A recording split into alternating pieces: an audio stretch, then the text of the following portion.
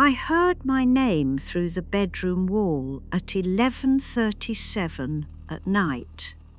Not loudly, not angrily, just casually, the way you'd mention needing milk from the store.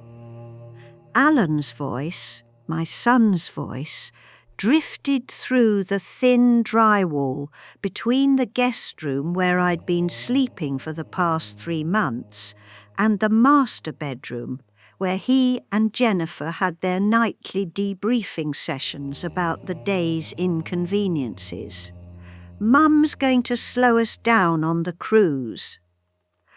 I had been lying in Robert's old robe, the navy terry cloth one that still held the faintest scent of his aftershave 4 years after his funeral, staring at the ceiling fan making its lazy rotations. The house was supposed to be temporary. Just until I got my bearings after selling the house Robert and I had shared for 42 years. That was in March. It was now June. Jennifer's response came quickly, efficiently. I know, but we can't uninvite her now. Can't uninvite her. Not wouldn't, which implies choice, conscience, some small measure of wanting. Can't, which is purely logistical, a social obligation managed like coordinating carpool schedules or remembering to put the trash bins out on Tuesday nights. I didn't move. I kept my breathing even, my body perfectly still in the guest bed with its floral duvet that Jennifer had selected from Target, the kind with big purple flowers that no one actually likes, but everyone agrees is cheerful. The kind of bedding you choose for a room that isn't meant for anyone in particular. She'll want to rest all the time, Alan said. His voice held that weary resignation I'd heard so often lately, the tone he used when discussing the broken dishwasher or the need to reseed the front lawn. She can't keep up with us anymore. And you know how she gets with the grandkids, trying to slow them down, making them sit still. Making them sit still. That was how he described me reading to Emma and Jacob on Sunday afternoons, the two of them piled onto my lap with their sticky hands and endless questions, the way children should be at 6 and 8 years old.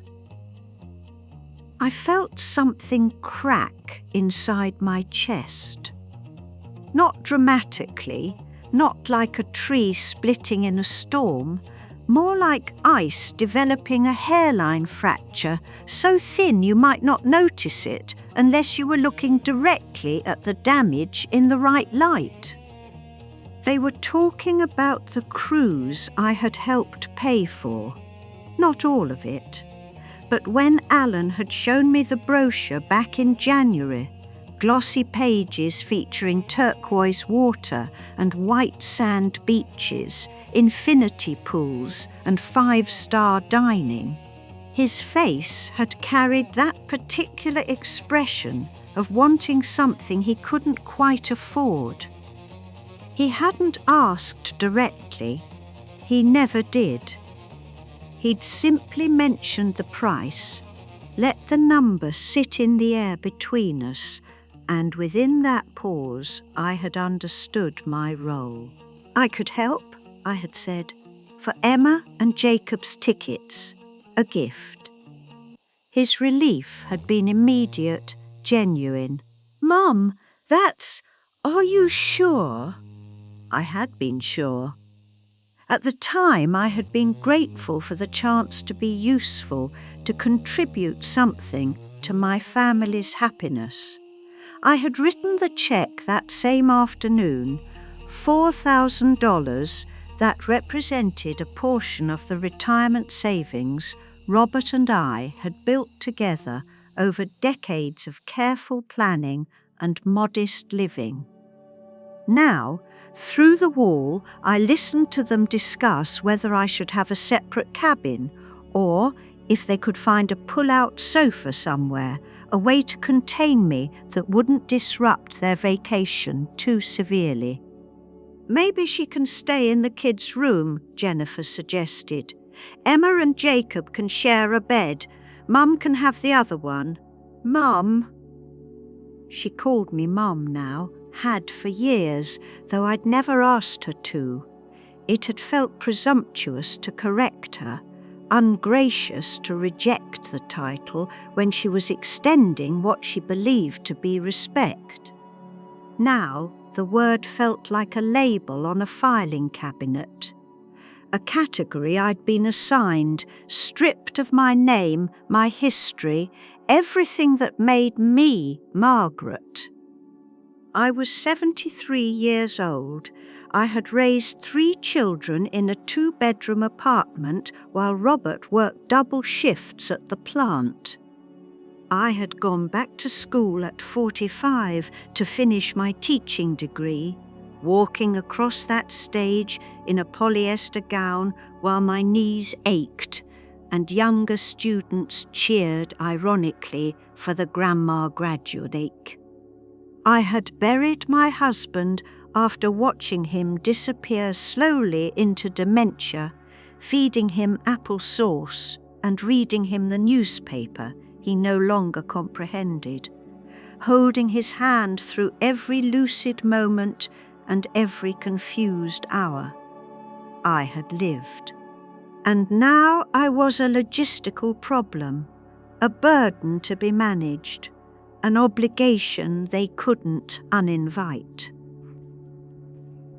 The conversation continued on the other side of the wall, but I stopped listening to the specific words. Instead, I heard only the tone: practical, efficient, resigned. The sound of 2 people solving a problem that neither of them had created and neither of them could escape. I looked at the ceiling fan, counted its rotations. 1, 2, 3, 4. On the 5th rotation, I made a decision. It came quietly, without drama or thunder. It came in the space between one breath and the next, in the weighted silence of a house where I had been reduced to a guest in my own family, a visitor who had overstayed her welcome in a life she had helped build. I wouldn't slow them down. I wouldn't be anyone's burden. I would go on the cruise, but not with them. The laptop's blue light illuminated the guest room at 1:17 in the morning. I sat at the small desk Jennifer had positioned under the window, the one that wobbled slightly when you typed, and opened the browser. My fingers moved slowly across the keyboard, not from uncertainty, but from deliberateness. Each keystroke felt significant, like signing a document that would alter the course of something permanent. The cruise line's website loaded. I clicked on Manage Booking, confirmation number, last name. The cursor blinked in the empty field, patient, waiting. I entered the information from the email Alan had forwarded me 3 months ago, back when this trip had seemed like a gift, an inclusion, a sign that I still belonged in their lives beyond writing checks and babysitting when their regular sitter cancelled. The booking appeared on screen. 7 passengers, 2 cabins, 1 interior stateroom for Alan, Jennifer and the kids, one ocean view for me, squeezed into a single bed, a small porthole window, barely enough room to turn around. I studied the layout, read the description. 180 square feet. A bathroom with a shower you'd need to inhale to use. A desk that folded down from the wall. For 10 days I would have inhabited that space, grateful, trying not to slow anyone down, suggesting activities I knew they'd reject, offering to watch the kids while they had adult time, making myself small, invisible, useful. I clicked Modified Booking. The system asked if I wanted to change dates, passengers, or cabin category. I selected my name, removed it from their reservation. "Are you sure?" the screen asked. "Yes." The booking updated. 6 passengers now, 1 interior cabin. They'd have more room. The kids wouldn't need to share a bed. Jennifer could store her 17 different hair products across 2 bathroom shelves instead of constantly reorganizing them to accommodate my small toiletry bag. I opened a new browser window, searched Cruise Ships Presidential Suite. The images that appeared were obscene in their luxury. Marble bathrooms with soaking tubs, private balconies spanning the entire width of the ship, separate bedrooms with king beds and Egyptian cotton sheets, butler service, priority boarding, concierge assistance with shore excursions. I had never stayed in a hotel room that cost more than $89 a night.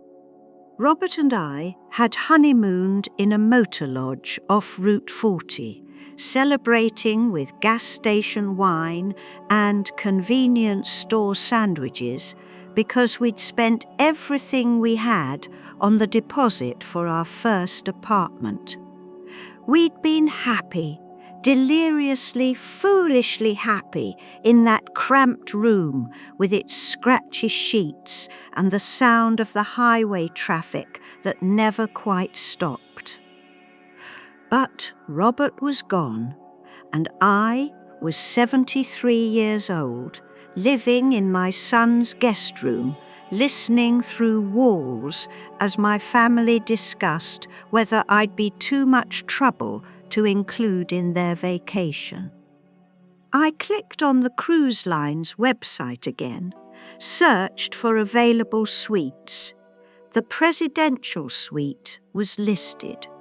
Available, 1 left, deck 15, midship, 1,800 square feet, private dining room, butler service, priority everything. The price appeared on screen. I stared at the number. $22,000 for 10 days. It was more than I'd spent on anything in my entire life except houses and cars. It was more than Robert's entire salary had been in our first 3 years of marriage. It was absurd, decadent, unnecessary. It was mine. I had the money. Not from Robert's life insurance. That had gone into a trust for the grandchildren's college funds, because that's what grandmothers do, plan for generations they'll likely never see graduate. No, this was my money. My teacher's pension that deposited $1,100 every month. My portion of our retirement savings. The account Robert and I had built together, carefully, over 46 years. I clicked Book Now, entered my credit card information. The same visa I'd had for 20 years, the one with the sensible $3,000 limit that I'd never come close to reaching, because what did I need to charge that I couldn't pay for in cash? The transaction was declined. Of course it was. I called the credit card company, waited through the automated options until I reached a human voice, a young woman named Brittany, who sounded like she was reading from a script, even when she tried to sound sympathetic. "I need to increase my credit limit," I said. "May I ask what you're purchasing, Mrs. Holland?" "A cruise." "Oh, how lovely. Are you travelling with family?" Something in my chest tightened. "No. Just a moment." Keyboard clicking. "I can increase your limit to $12,000. That's the maximum for your account history and income level." "Not enough." "I'll transfer money from my savings account," I said. "Let me connect you to our banking department." More hold music, more automated messages reminding me that my call was very important and suggesting I visit their website for faster service, as if I hadn't already spent 45 minutes navigating their website trying to accomplish something that should have taken 30 seconds. At 2:38 in the morning, I completed the transaction. Presidential Suite, Deck 15, booked under my name only. The confirmation email arrived immediately, cheerful and impersonal, thanking me for choosing their cruise line and promising an unforgettable experience. I sat back in the wobbling desk chair. Outside, the suburban street was silent. The houses identical, their lawns uniformly maintained, their lives presumably ordered and uncomplicated. Families sleeping in bedrooms they owned, in homes where they belonged, where their presence wasn't questioned or calculated as a logistical problem. What had I just done? $22,000, more than half of my liquid savings. Money that was supposed to last, to be careful with, to leave as something for the kids after I was gone. Money that was mine. I had earned it. Spent 30 years teaching 7th graders how to diagram sentences and appreciate Poe, saved it. Invested it carefully in the boring mutual funds the financial advisor had recommended. Watched it grow slowly, steadily, the way anything substantial grows, with time and patience, and the kind of discipline that comes from understanding that security is built in small increments, not dramatic gestures. And now I'd spent it on a hotel room, a floating hotel room. I should have felt guilty, reckless, frivolous. Instead, I felt something I hadn't experienced in months. I felt awake. The guest room, with its cheerful purple flowers and its wobbling desk and its walls so thin I could hear every detail of my family's private conversations, suddenly felt less like a prison and more like something temporary.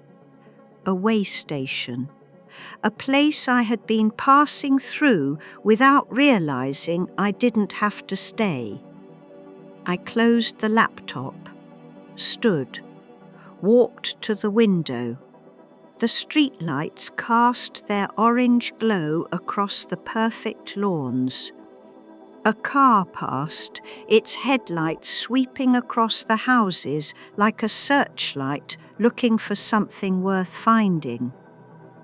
In 4 weeks, I would board a ship, alone, with a butler.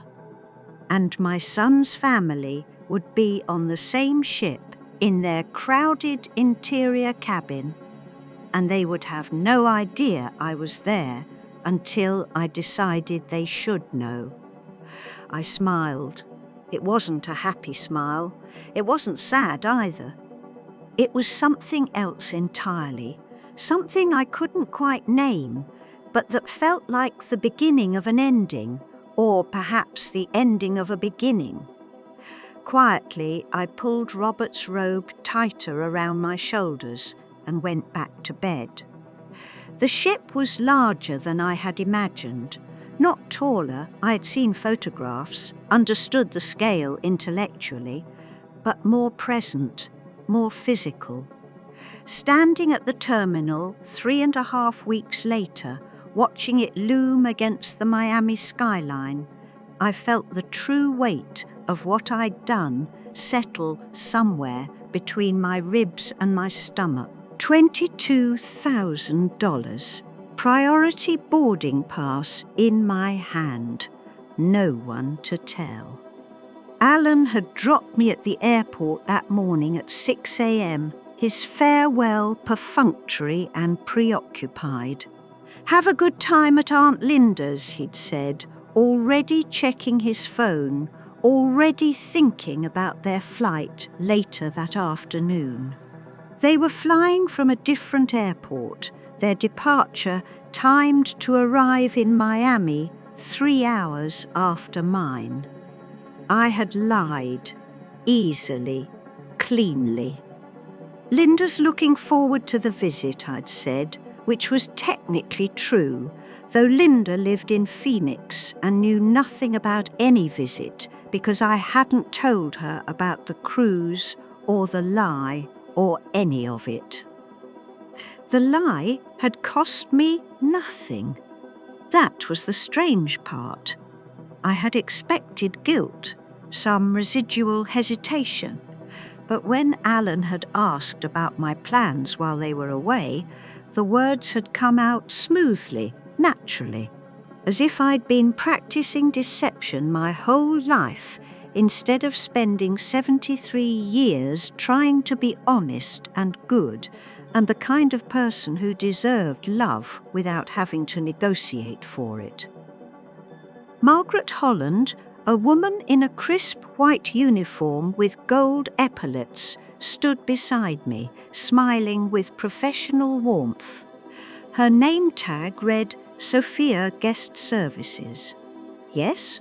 Welcome aboard. I'm here to escort you to your suite. May I take your luggage?" She gestured to the single suitcase I'd brought, the old burgundy Samsonite that Robert and I had bought at a discount store in 1987 and had used for every vacation since. It looked shabby next to the designer luggage. Other priority passengers were rolling through the terminal. "I can manage," I said. "Of course. But please allow me. It's my pleasure." She took the suitcase before I could protest further, led me past the regular boarding line, past the crowds of families and couples and groups of friends all shuffling forward in the heat, past the bottleneck at the check-in desk, where Alan and Jennifer would stand later, probably arguing about who had forgotten to print the boarding passes. We walked through a separate entrance, quieter, cooler. The carpet was thicker here, the lighting softer. "You're in the presidential suite on deck 15, Sophia said as we stepped into a private elevator. "You'll have your own concierge, Marcus, who'll meet us at your suite.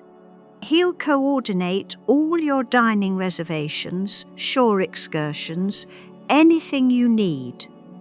You also have butler service 24 hours.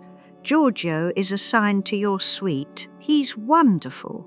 Been with the cruise line for 18 years. I nodded. Made appropriate sounds of acknowledgement. Inside, I was calculating. 24-hour butler service, personal concierge, private elevator. What had I done? The elevator doors opened onto deck 15. The hallway was empty, silent except for the faint hum of air conditioning.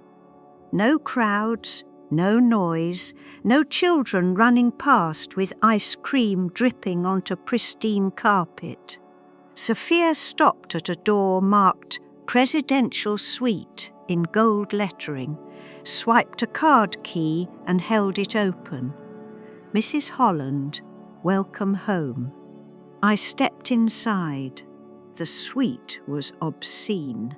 That was the only word for it, obscene. Indecent. 1,800 square feet of marble and glass and polished wood spread out before me like some fever dream of luxury I'd never known I was supposed to want. The living room faced floor-to-ceiling windows overlooking the ocean. The furniture was upholstered in cream leather and navy silk.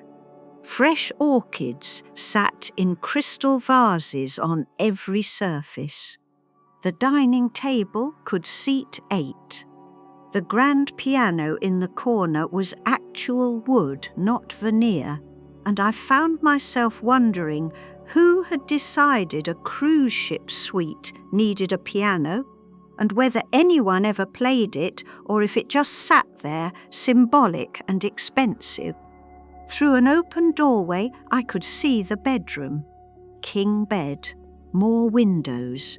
A balcony beyond that wrapped around the entire corner of the ship.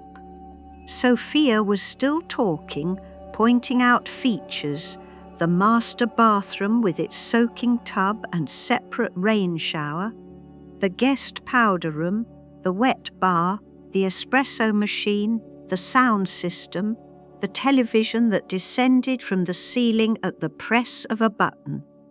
A man appeared, distinguished and silver-haired, wearing a suit that probably cost more than my monthly pension.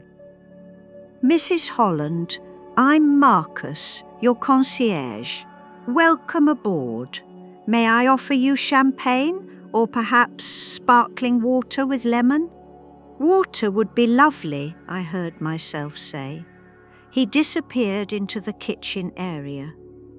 Sophia excused herself with a card containing her direct number and an instruction to call if I needed anything at all, and then I was alone except for Marcus, who returned with crystal glassware and water that tasted better than it had any right to taste. Shall we review your dining reservations? He asked, producing a leather portfolio. You're confirmed in the main dining room for tonight at 8 p.m, unless you'd prefer to dine in your suite.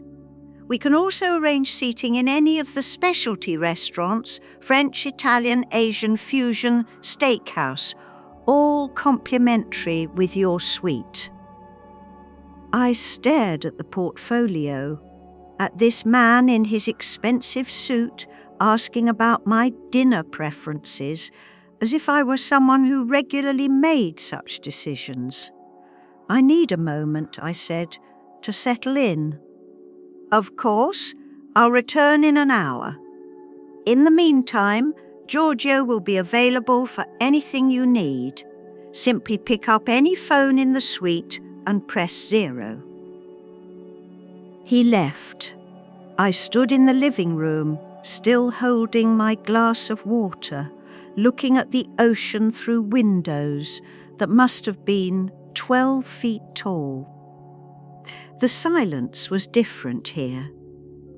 not the weighted silence of the guest room, where every sound from the rest of the house reminded me of my temporary status, my conditional belonging. This silence was expansive, chosen, mine. I walked to the windows, looked down at the dock below, where regular passengers were still boarding, filing through the terminal in their vacation clothes, excited and loud and normal. Somewhere down there, in a few hours, Alan and Jennifer and Emma and Jacob would board, would make their way to their interior cabin, would unpack their suitcases into the narrow space and figure out sleeping arrangements and probably argue about something small that would seem large in the moment. And they would believe I was in Phoenix. I took a sip of water, set the glass down on a marble side table that probably cost more than my first car.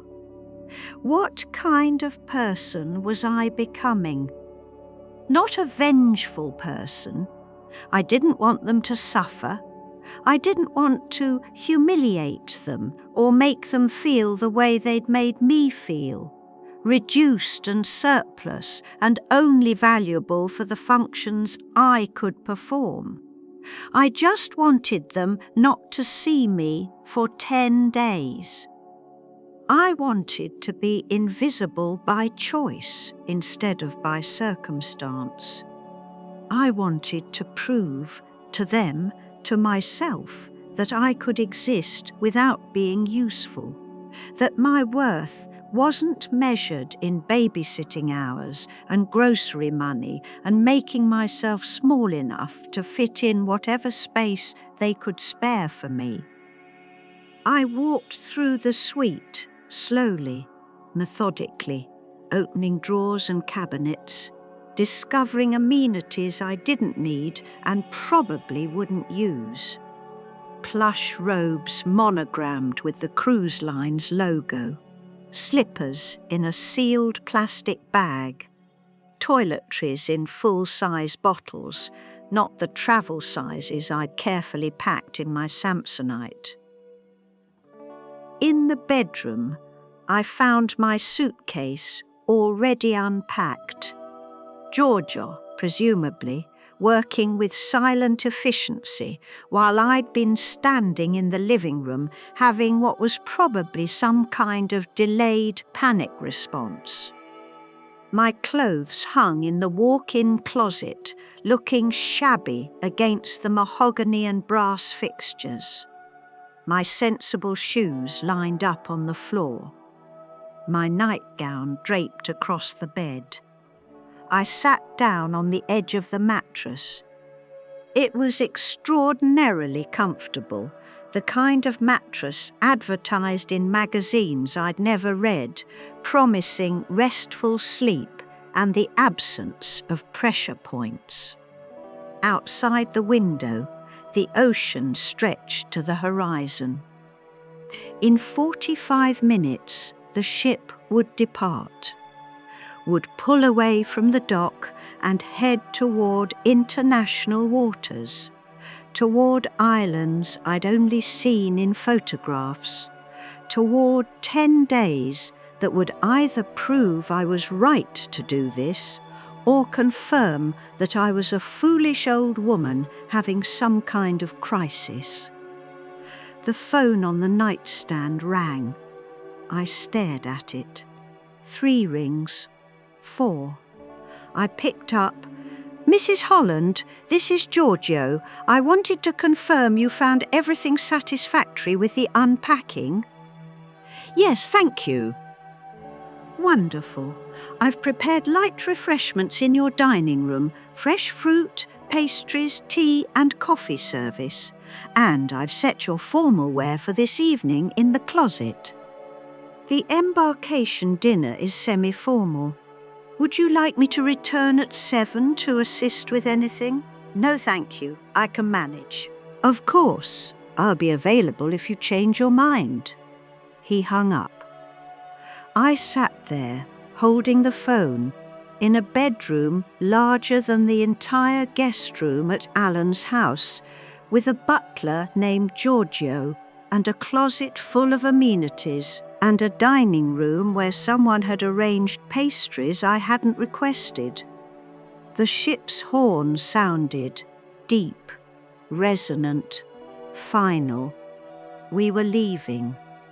The embarkation dinner was held in the grand dining room on Deck 5, and I almost didn't go. I stood in my suite at 7:45, wearing the navy dress I'd brought for formal nights, looking at myself in the full-length mirror. The dress was 15 years old, purchased for my niece's wedding, and it had fit better then. Now it hung slightly loose at the waist, evidence of the weight I'd lost living at Alan's house, eating Jennifer's carefully portioned meals and skipping desserts because she always made comments about sugar and aging. I looked old, not elderly. I'd never liked that word, with its connotations of frailty and decline, just old. 73 years of living showing in every line around my eyes, every age spot on my hands, every silver strand in hair I'd stopped colouring 2 years ago because Robert had loved it silver, and after he died it seemed disrespectful to hide what he'd cherished. The phone buzzed. A text message from Alan, boarded. "Kids are crazy excited. Hope Aunt Linda's house is quiet. Love you. Love you."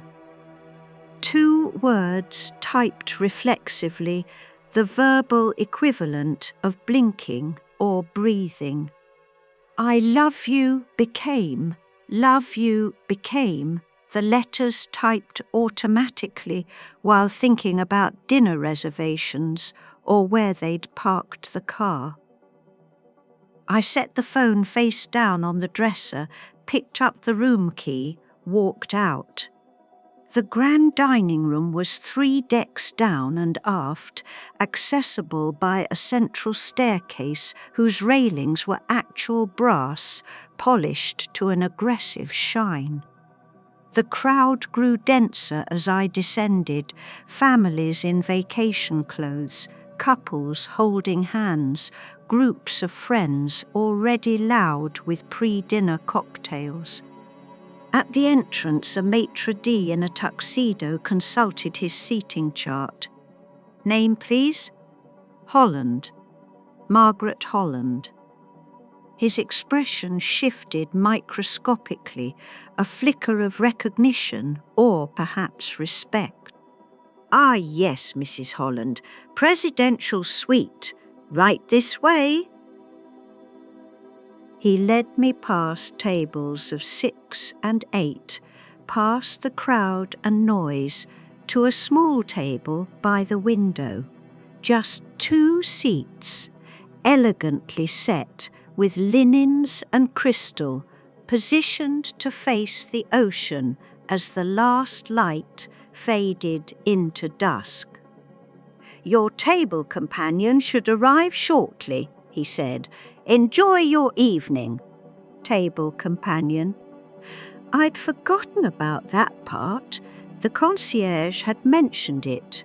Suite guests often shared tables with other suite guests, a way to encourage socializing while maintaining the exclusivity of priority service. I sat. A waiter materialized immediately with sparkling water and a wine list I didn't open. The ocean through the window was darkening. The sky streaked pink and orange, beautiful in that aggressive way sunsets can be when you're not in the mood to appreciate beauty. "Is this seat taken?" A woman stood at the table, 75 or maybe 80, wearing a green silk dress that suggested both money and the confidence to wear colours that didn't try to minimise or apologise. Her hair was white, cut short, and her jewellery was real, not costume pearls, but the kind of diamonds that came from marriages or inheritances, or simply having lived long enough to accumulate things of value. "No," I said, "please." She sat with the ease of someone accustomed to being welcome everywhere. Helen Barstow, owner's suite. This is my 4th cruise this year. Margaret Holland, presidential suite. This is my 1st cruise in 26 years. 26 years? She raised an eyebrow. Widowed, 4 years. 7 years for me. She opened her menu without looking at it, the gesture of someone who'd already memorized the options. Children? 3. None here? I hesitated. They're on the ship, different cabin.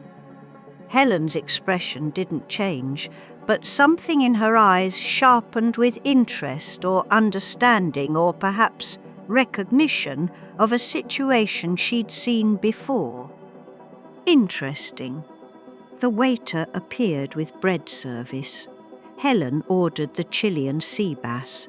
I ordered the chicken, then immediately regretted it, the choice seeming safe and boring, the default option of someone afraid to ask for what they actually wanted.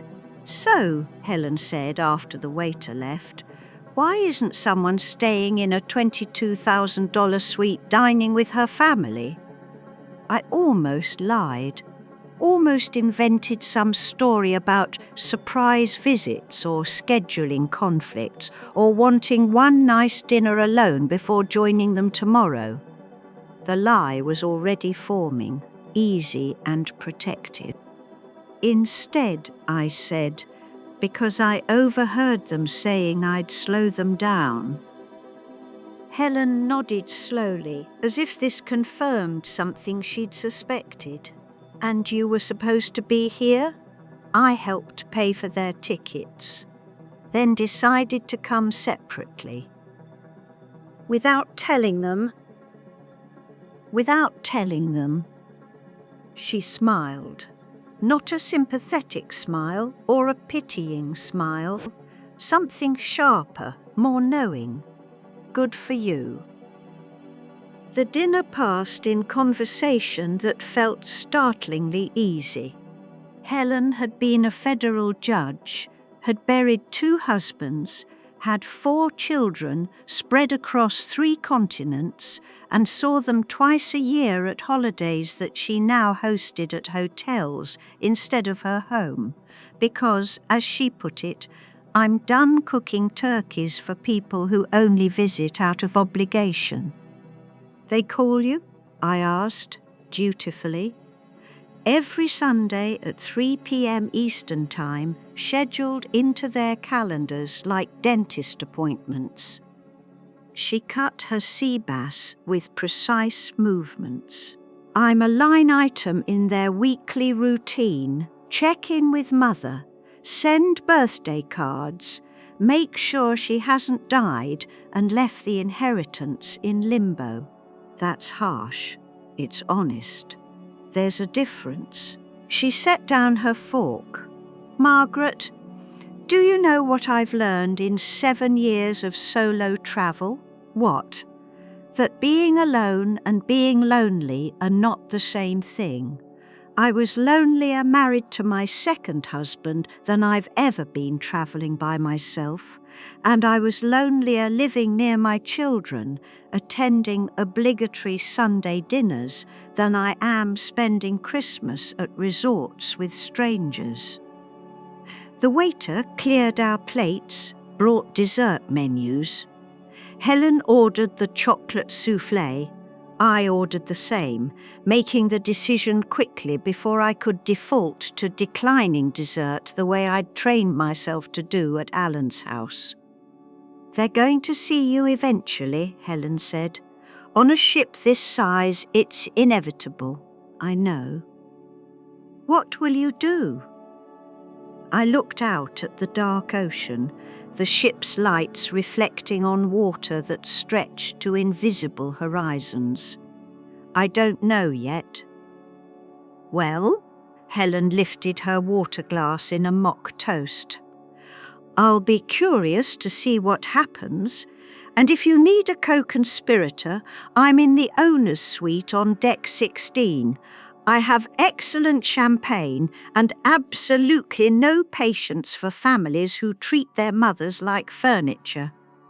We finished dessert, exchanged room numbers, made vague plans to meet for breakfast or perhaps a shore excursion in the first port. As I left the dining room, I felt something shifting in my chest, the ice crack spreading wider, letting in something that wasn't quite warmth but wasn't frozen either.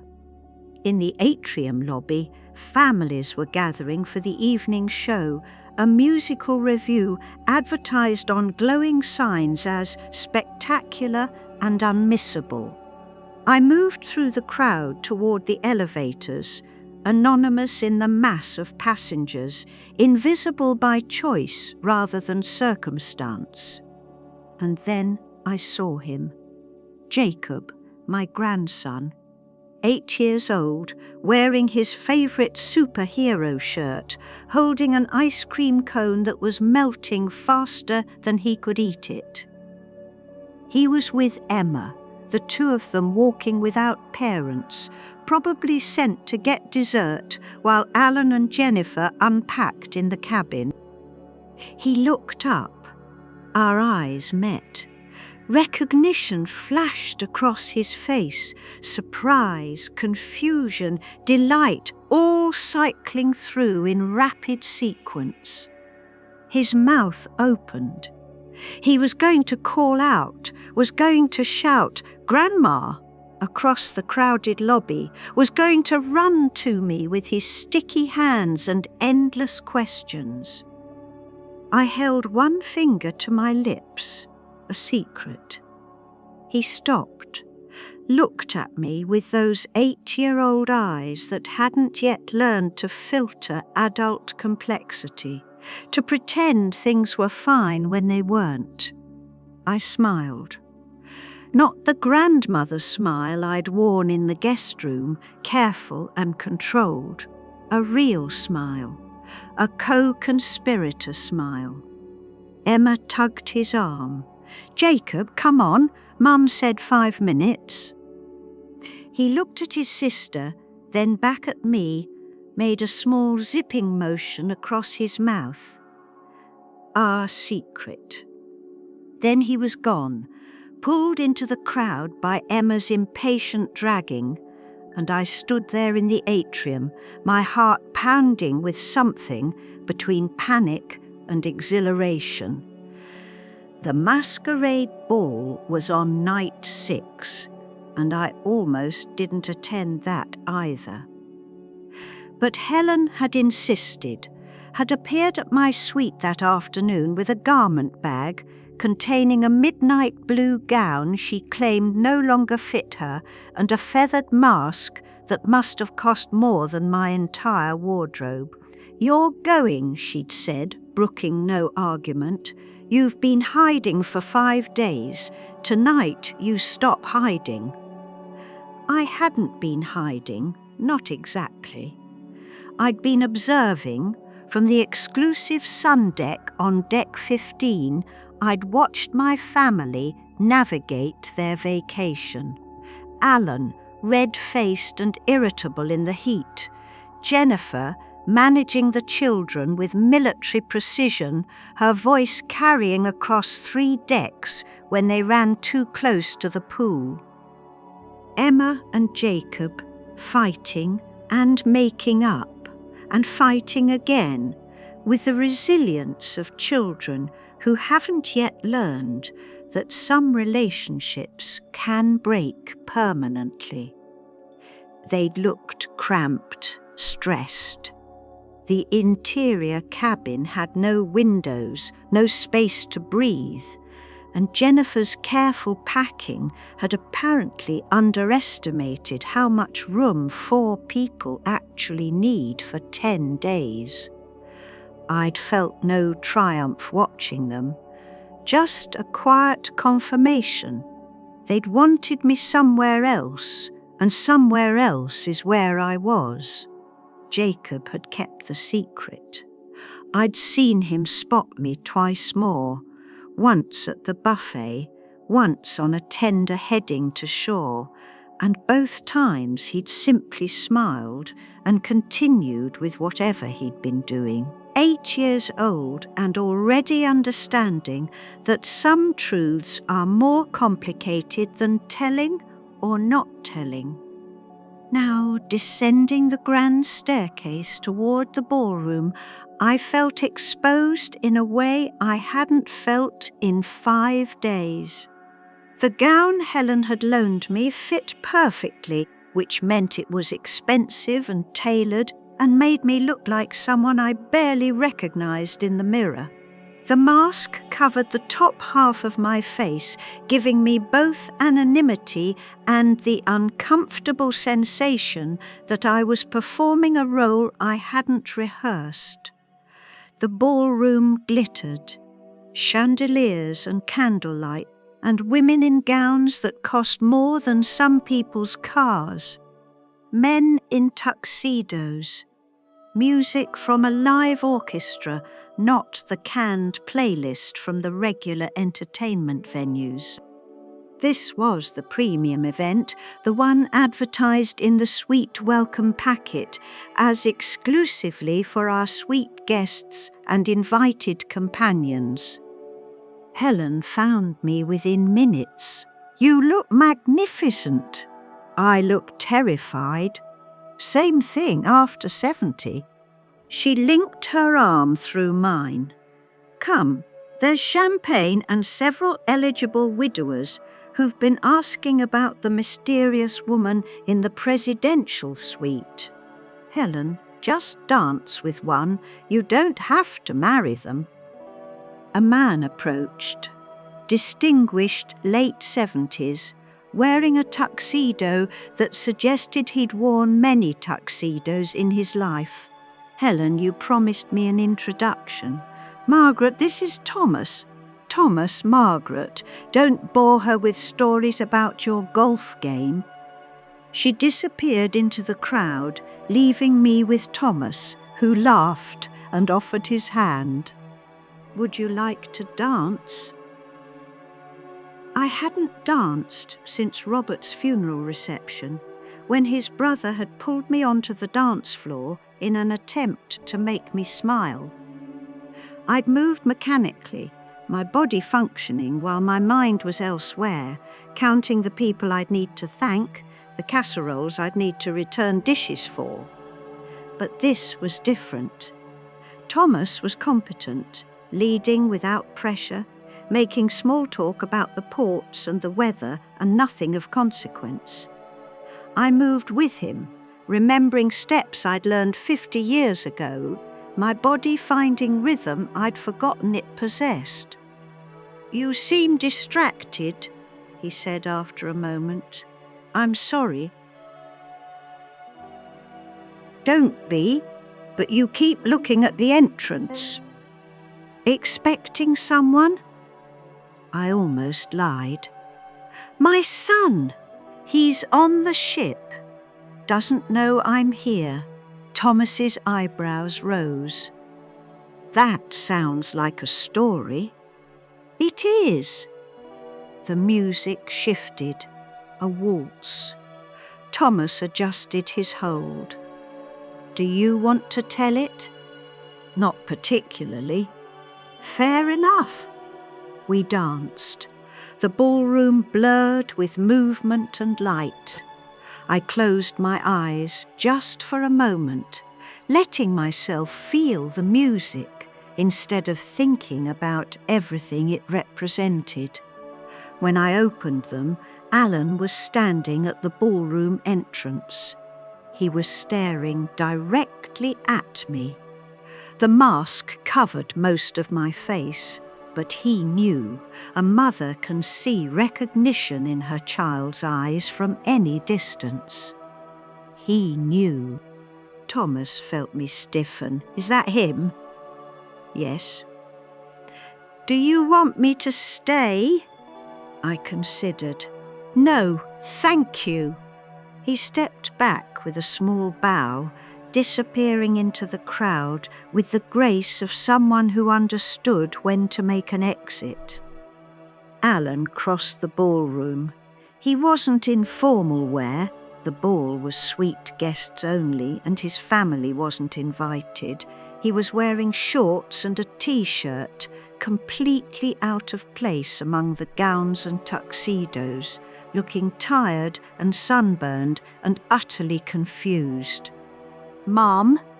I reached up and removed the mask. "Hello, Alan." His mouth opened, closed. How you're supposed to be in Phoenix?" I lied. "You lied." He repeated it as if the words didn't make sense in that order. "You're on this ship. You've been on this ship the whole time."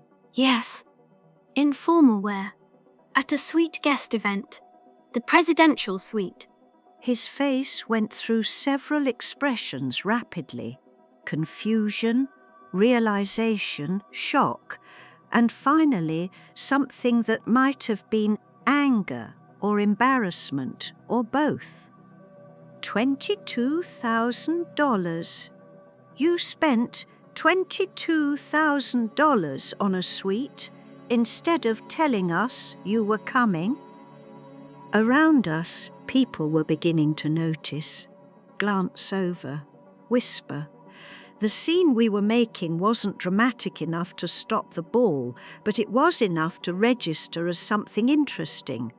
I kept my voice level, measured. "I heard you. That night, through the wall. You said I'd slow you down, that you couldn't uninvite me." His face drained of colour. "Mum, I'm not angry. I'm just done being someone you can't uninvite." That's not. We didn't mean. Yes, you did, and that's fine. You're allowed to want a vacation without your mother. You're allowed to find me burdensome. What you're not allowed is to treat me like I'm obligated to accept that and be grateful. The orchestra kept playing. Couples kept dancing. But in our small corner of the ballroom, time seemed suspended, waiting for whatever came next. "I don't know what to say," Alan said finally. "You don't have to say anything tonight, but tomorrow we should talk, really talk. Not through walls." I put the mask back on, turned toward the dance floor where Thomas had reappeared, offering his hand for another dance. "Excuse me," I said to my son, "I'd like to finish this waltz." The next morning, Alan came to my suite. He knocked at 8 a.m., still looking sunburned, carrying 2 paper cups of coffee from the buffet. I let him in, watched him take in the space, the piano, the marble, the windows that stretched from floor to ceiling, the ocean beyond. Jesus, Mum, the coffee is a nice gesture. I didn't know what else to bring. We sat at the dining table, the same table where Giorgio had served me breakfast every morning, fresh fruit, pastries warm from the oven, eggs prepared exactly as I requested. The same table where I'd eaten alone, peacefully, reading the ship's daily newsletter and planning my day according to no one's schedule but my own, Alan wrapped both hands around his coffee cup. "You really heard all that? Through the wall?" "Yes. And instead of talking to us, you did this." "Yes." He was quiet for a long moment. "That must have hurt." "It did. I'm sorry." I looked at him, really looked at him. My oldest child, 51 years old, grey at the temples, lines around his eyes. Still the boy who'd cried when his goldfish died, who'd called me from college every Sunday without fail, who'd stood at Robert's funeral with tears streaming down his face while trying to deliver a eulogy about a father he'd loved deeply. "I know you are," I said, "but sorry doesn't change what happened, and it doesn't change what needs to happen next, which is..." When we get home, I'm moving out, finding an apartment, something small, mine. His face tightened. "Mum, you don't have to." I do. I've been living in your guest room for 3 months, pretending it's temporary, pretending we're all just figuring things out. "But we're not. You're living your life, and I've been trying to fit into the margins of it. That's not fair, isn't it?" I set down my coffee. "When was the last time you asked me what I wanted, what I was doing with my days, what I thought about anything that wasn't directly related to your family's schedule?" He didn't answer. "I'm not blaming you," I said. "I let it happen. I made myself small. I convinced myself that being useful was the same as being wanted. But spending 10 days in this suite, eating when I want, sleeping when I want, talking to people who don't need anything from me except conversation..." I remembered something I'd forgotten. "What?" "That I'm still here, Margaret. Not just Mum or Grandma, me." We sat in silence. The ship's engines hummed beneath us. Outside, the ocean stretched to a horizon that held no answers, just more water and more sky. "Come to breakfast," Alan said finally. "Family breakfast, in our cabin, just us." I almost said no. Almost explained that I had plans with Helen, a shore excursion we'd booked together. But I looked at my son, really looked at him, and saw not the man who discussed me like a logistical problem, but the man who'd driven across town at 6 a.m. to take his mother to the airport, who'd said, "Love you," even if it was reflexive, who was sitting here now, trying. "Okay," I said, "but I have plans this afternoon." He smiled, just slightly. "Fair enough. If you're reading this, if you recognize yourself in Margaret, the person who always says yes, who makes yourself small, who measures your worth by your usefulness, know this: your silence isn't kindness, it's abandoning yourself. Your no isn't selfishness, it's remembering you're a person, not a function.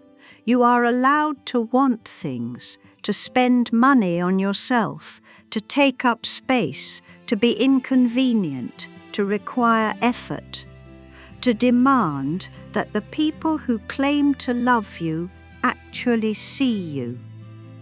You are allowed to start again at any age." The ship docked in Miami on a Tuesday morning in late June. I disembarked with Helen, both of us laughing about something small, something that wouldn't matter tomorrow but mattered in that moment. Alan and his family had left earlier, through the regular passenger exit, after a dinner the night before where we'd all sat together in their cabin eating pizza from room service, and Jacob had asked if I was really coming home or staying on ships forever. Home, I'd said, but to a different home. My home. Emma had asked if she could visit on weekends. Jennifer had been quiet, which I interpreted as processing rather than anger. Alan had walked me back to my suite and hugged me at the door, tighter than he'd hugged me in years. I love you, Mom. Really love you. Not just, you know. I know. And I did. The apartment I'd already started looking at online was in a building downtown, near the library and a coffee shop and a park where I'd watched people walk their dogs during the virtual tour. 600 square feet. 1 bedroom. Mine. I had my savings, my pension, my health.